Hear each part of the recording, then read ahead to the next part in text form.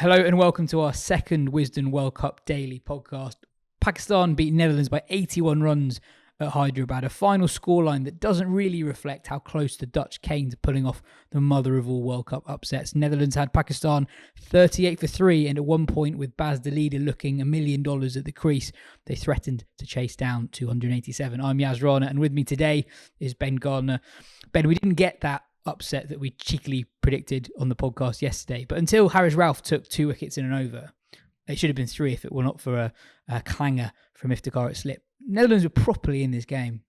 Yeah, they were. Yeah, and then, let's start with the Netherlands, having had such an amazing journey to this World Cup, sort of the 13th team in the Super League that then got quashed. They're kind of showing the merits of that competition, I guess, by coming through that qualifier in such amazing circumstances with that brilliant game against Scotland. And the hero in that game was De Leede, and he was the hero in this game too. Was robbed of the Player of the Match award, but took 4 wickets to it's sort of almost like a Rauf-esque 2 wickets in the middle when he took two in an over to kind of halt the charge that Pakistan were putting together. And yeah, they were genuinely in the game. It is weird how quickly. I mean, it just shows how important De Leede is to that side. And I guess there was a middle order side. I mean, Pakistan were 38 for 3, Netherlands were 120 for 2.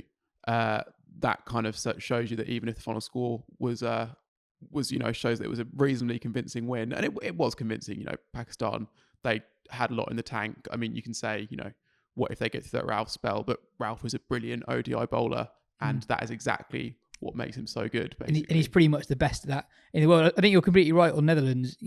Dismissively written off going into the tournament, and it obviously be a miracle for them to qualify for the knockouts. But they will continue to be a team that causes problems. I was looking back at Afghanistan's 2019 World Cup. They were winless, but they very nearly beat India. They very nearly beat Pakistan. To get through that qualifier, to get to a 10-team World Cup, you have to beat decent teams and emerge from a lot of competitive cricket. I mean, this year, Netherlands chased down 374 against West Indies and obviously qualified for this tournament ahead of West Indies. And in an ODI last year against Pakistan, scored 298 and against a strong Pakistan attack as well. So there's proper talent in that side. On De Leede, I really liked how he bowled. He's quite speculative in that he targets the stumps quite a lot and he's always trying to move the ball.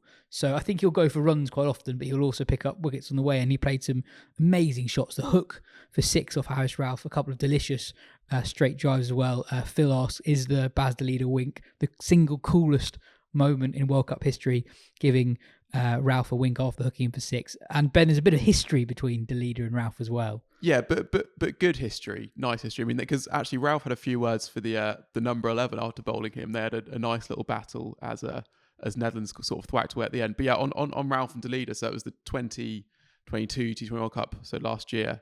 Rauf hits Leede with a bouncer, proper black eye, sort of slightly cut cheek, almost just from the impact of it. And then after the game is they're sharing a nice word. Rauf saying like, "Come back stronger, keep hitting sixes," that sort of thing. And then this happens in this game. I think it was a very nice moment. But yeah, that was especially because Rauf had looked like he was rushing De Leede just before that hook for 6, and this wasn't really a top edge. It was absolutely out the screws. That just flew perfectly square, and then the perfect wink, and then a little smile as well. So there wasn't any bad blood at all. It was nice. And you've got 2 mind-blowing Bas de Leede stats for everyone. Yes. Is it 2 or if anything, it's 3, I think. It's 3, okay. So let me see if I can phrase these right. So of the every forfeit for Netherlands in the World Cup that's come against a side other than Namibia has been taken by one of the De Leede family. Fantastic. Him and father Tim De Leede. 50% of the players to score 60 or more and take 4 wickets in a World Cup game are from the Netherlands. The other one, Kloppenburg, during the... I was just about to say it. the 2003 World Cup. And this is my favourite one. He is the first player in ODI history to score 50 and take 4 wickets in consecutive ODIs. And the previous one was actually the last game of that qualifier when they pulled off that extraordinary win against Scotland, which they needed to chase just under 300, I think, in 43 overs, and it looked like they were out of it. And then he played an absolutely stunning assault to get in there. So yeah, he's a properly gun cricketer, and And yeah, that was why it just felt like the game kind of felt like it was over as a contest when he got out. But until teams get him out, they will be a bit fearful of the Netherlands going through the tournament, I think. Going back 6 or so hours, Netherlands had Pakistan 38 for 3, and Rizwan and Shakeel got Pakistan out of a hole, but it was Shakeel in particular who really got the innings going. And in a way, he's similar to the Ravindra story in here's a guy who we've seen do well in Test cricket, but as an obdurate left-hander who's very cautious, thrown into the warm-ups. He's never played a PSL game. He's played a few ODIs, but not done much in them. Does really well in one warm-up game, and he looks like he's got all the shots. I was wondering where the hell's this guy been in white ball cricket before, because I think he actually makes the Pakistan top order look much more solid.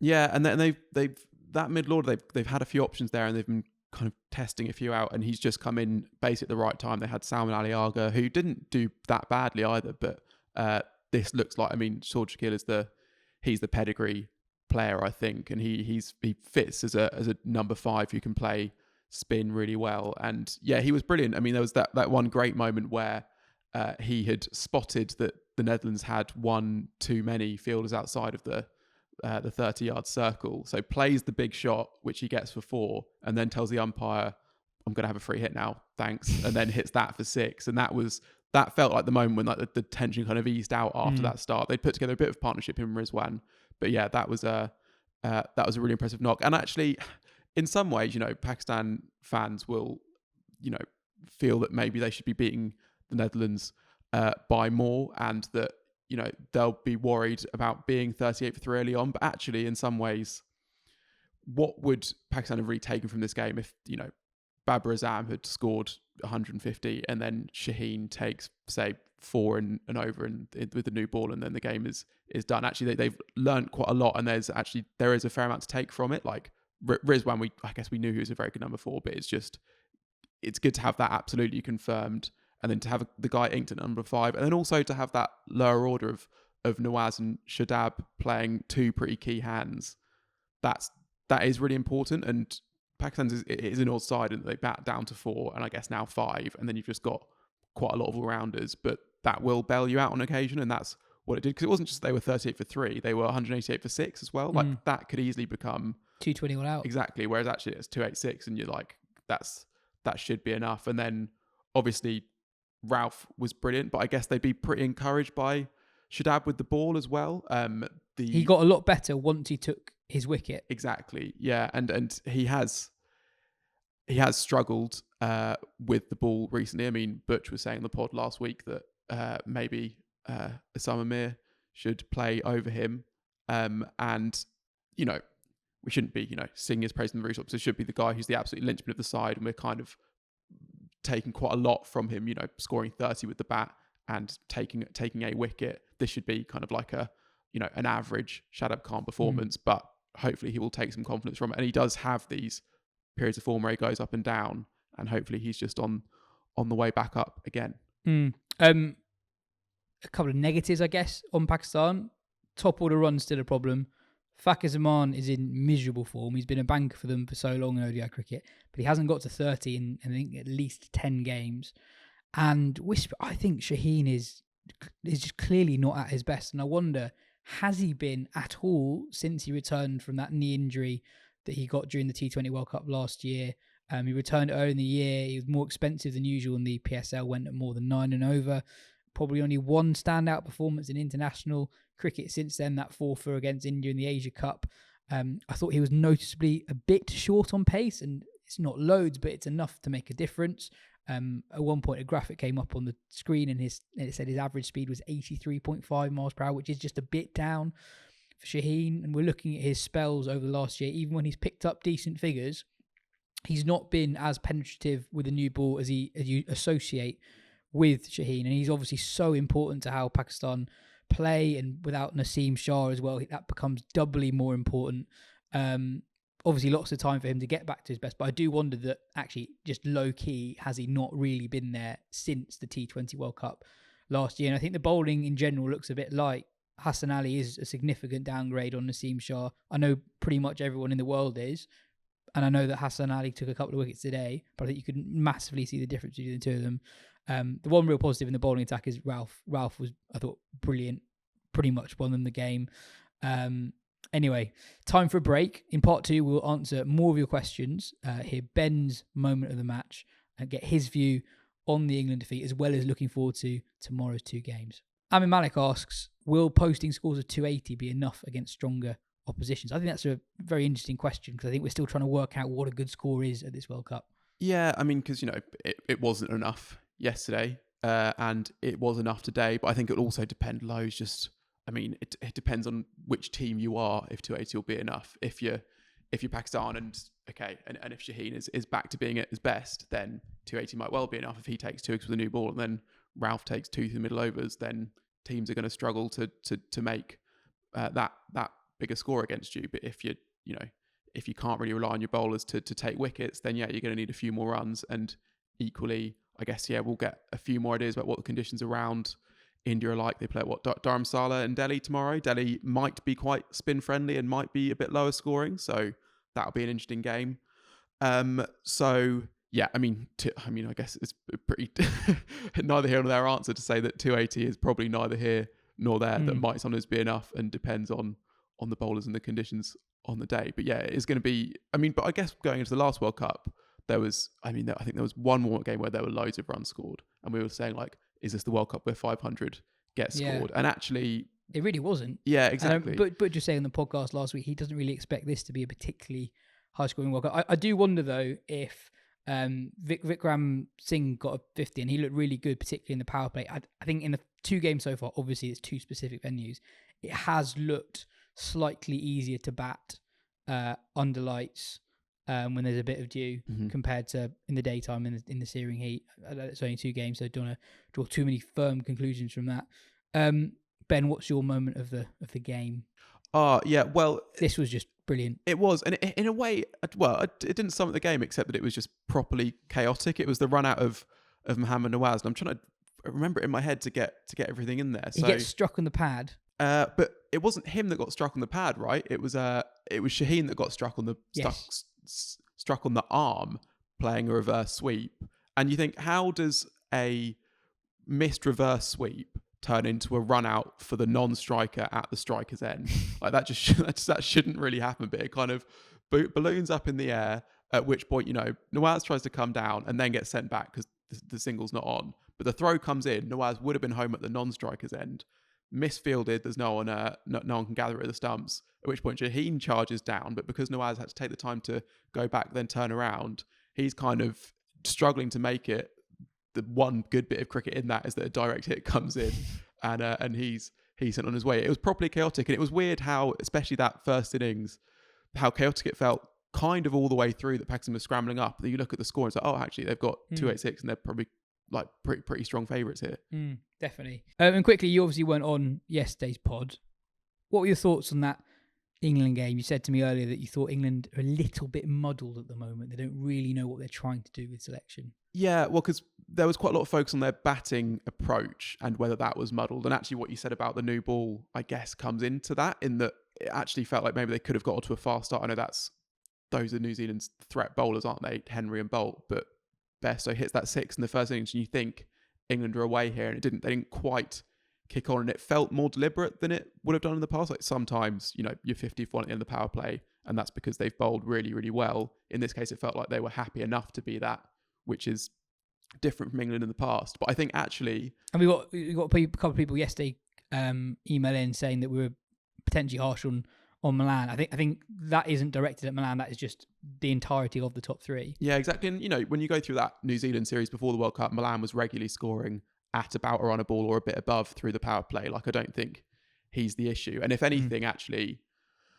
I think England, the thing with the muddled thing is that I feel like they need to back their batters to be batters and back their bowlers to be bowlers. Like, it's a kind of neither here nor there lineup at the moment, really, which means that it feels a bit short on batting and a bit short on bowling. You're like, hang on, how have we got Moeen at 5 or 6, and also we're relying on Curran to take the new ball and to be our third seamer?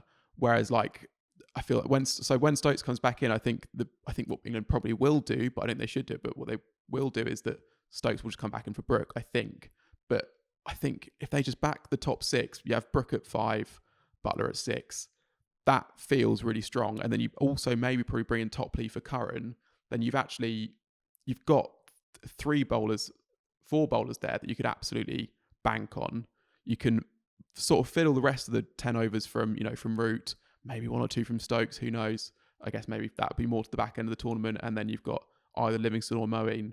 And then but you won't need the batting of those guys so much because you've got a top 6 that you can really count on. That feels to me like it makes a lot more sense. And actually, if you look at the lineup that ended the 2019 World Cup, as much as England had batted deep for a long time in the build-up, by that point, Archer had come in, who we thought could bat, turns out hasn't yet shown that in international cricket, I suppose. Moeen was dropped, so you had Wokes at 7 and Plunkett at 8. Yeah, so and England, okay, they stumbled over the line in the final, but before that they were still putting up big totals and brushing teams aside. And you need to be able to bowl really well to win World Cups, and the way you get to those imposing totals by your top 6 making runs and averaging 40, and that's this top 6 that can do that, I think. So. And tomorrow we've got 2 potentially really interesting games: Bangladesh versus Afghanistan and South Africa versus Sri Lanka. Bangladesh and Afghanistan are 2 pretty evenly matched teams. I wonder how much Afghanistan have moved forward since the 2019 World Cup. And then South Africa, Sri Lanka is a game at Delhi, which, as you mentioned, is a slow, low surface that could play into Sri Lanka's hand. I guess so. The one big blow for Sri Lanka is that, obviously Hasaranga all out for the tournament, and Teek Sharna's going to miss this first game. With Hasaranga already out. Exactly, yeah, with an injury. It's not a serious injury, but just missing this one game is huge. And it's going to put so much on Dinith Welalaga, who, was...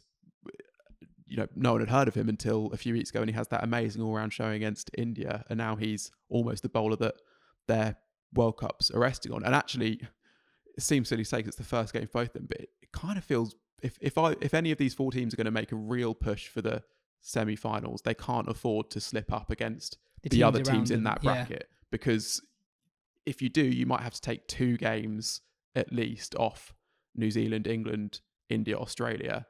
That looks like it's going to be pretty hard.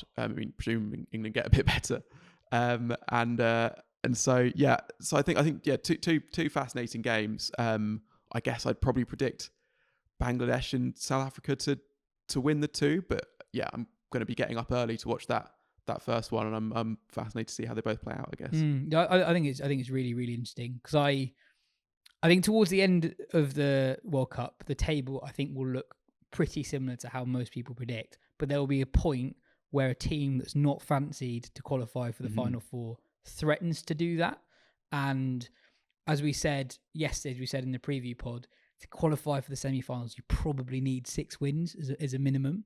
And as you say, if you don't get a win tomorrow, if you're one of those 4 teams, that target of 6 looks pretty far away. Well, absolutely loads to look out for tomorrow. I'm off on a stag do, so in my place in the hosting chair will be Katia, with input from Ben, Jim Wallace, and podcast newbie Tawid Qureshi. Does the stag do explain the hat? It does not explain the hat.